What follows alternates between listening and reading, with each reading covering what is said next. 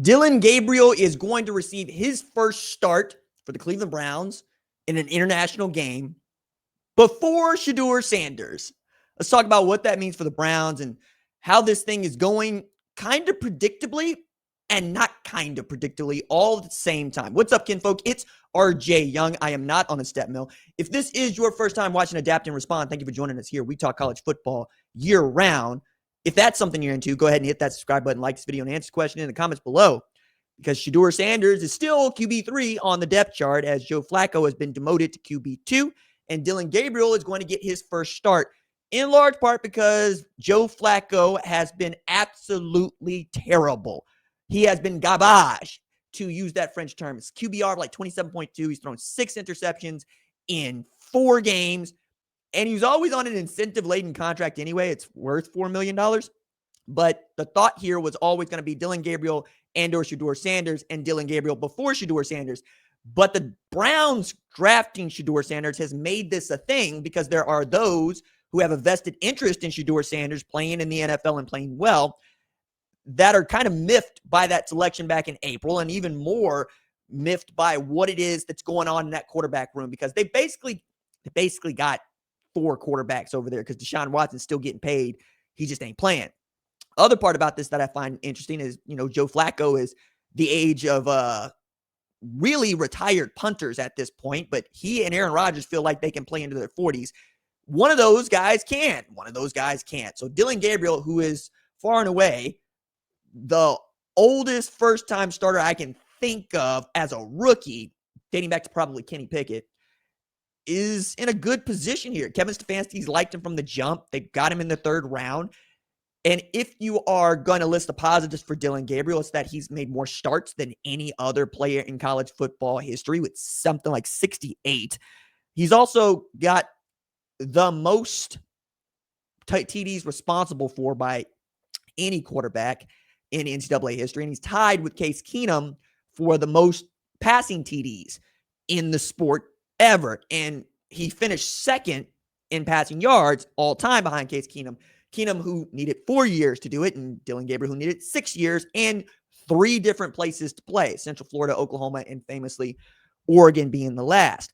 There was also the really cool battle that was developing between Dillon Gabriel and Shedeur Sanders on the football field about who should be QB2.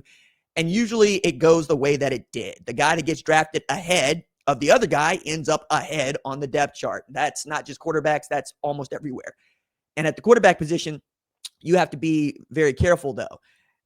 But the Cleveland Browns have been anything but careful. As a matter of fact, short of the Chicago Bears, including the Chicago Bears, Cleveland's the worst place for any quarterback to be. Dillon Gabriel, for example, will be the 41st starting quarterback for the Cleveland Browns since 1999. They just run through them. And there are lots of folks that don't want to see Shedeur Sanders even get a start at Cleveland. They would rather him just get traded to somebody else that might play him.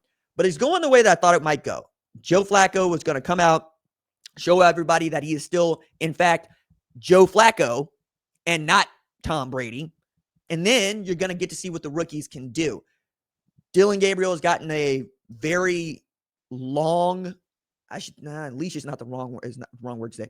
He's getting praise from folks inside and outside the building in a way that makes it easier to start him than, say, Shedeur Sanders. And the last time we saw Shedeur, it didn't go very well. And we can make all these conversations happen about who he was playing with, who he was throwing the ball with versus Dillon Gabriel, and how the offense looks with him at quarterback versus Dillon Gabriel.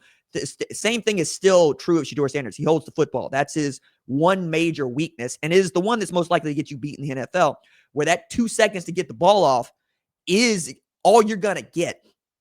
And only the elite quarterbacks in the league have been able to run around for longer than that and make plays happen. I'm thinking of Patrick Mahomes. I'm thinking of Lamar Jackson. I'm thinking of Josh Allen. I am not thinking of a Cleveland Browns quarterback to date. But it's gone about the way you would expect. I mean, Cam Ward is not off to a great start this season either. I mean, he ranks behind Joe Flacco in QBR, which is awful, but he's a rookie. And the Tennessee Titans, as you know, he said, he didn't sugarcoat it. He said they ass, and that's okay. Cleveland ain't that much better. But the game against Detroit was really telling. right? That's how big the chasm is between a good team, a great team, Detroit Lions, a team that could win the Super Bowl, and the Browns, who might not even hit their win over if they keep going like this. For Shedeur, it's interesting because you could look at Colorado and see how bad they have been at the quarterback position since he left through 4 games. And you could say, yeah, that's why that guy was so good last year. Plus, it helps when you can throw for 4,000 yards and damn near 40 TDs. And you helped the Heisman winner win the Heisman by throwing him the football 96 times for over 1,300 yards. Travis Hunter and Shedeur Sanders could have been on the same team. They could have both been Cleveland Browns. All Andrew Berry had to do was not trade the pick in the second overall spot, take Travis Hunter, and then just draft Shedeur because he traded up to go get him in the 5th round because he saw value there. But it's very interesting to find out who else sees value in Shedeur Sanders, notably Kevin Stefanski and Jimmy Haslam, because the NFL draft is the territory of the general manager, whose job it is to help put together the best possible personnel, roster, team for the head coach to go win football games with. And usually those guys are in lockstep. They are one and the same. And that's why Bill Belichick wanted to consolidate all of that power underneath him. Same thing with Andy Reid, who has a general manager, but the buck stops with him as far as who you're going to take and how you're going to take them and who he wants on his football team. Jimmy Haslam made it clear that this was a Andrew Berry pick in asking about, why Shedeur and when Shedeur. Berry seems to think that developing them both simultaneously is a thing they can do and a thing they should do, which means that you're developing Shedeur Sanders to play. However, you can only play one quarterback at a time. And if you develop both guys, and both guys are pretty good, how long are you expecting to keep both of them before you trade them for something else, which seems to be a general manager's favorite thing to do, is try to say, I got this one player that I can make into multiple picks and see what you have when you get done. If Dillon Gabriel plays really well, he'll keep the job.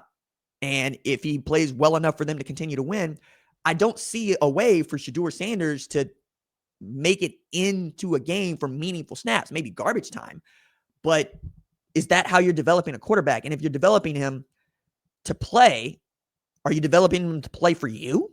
Or are you developing him as a Jimmy Garoppolo, as a guy that has become an intense kind of QB2 that people are enamored with? I'm thinking about Billy Volek with the Tennessee Titans when Steve McNair went down. I'm thinking about Mark Bulger behind Kurt Warner.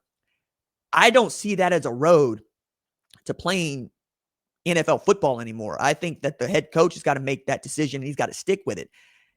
And right now, with this move to Dillon Gabriel, I just don't see a way for Shedeur to break through.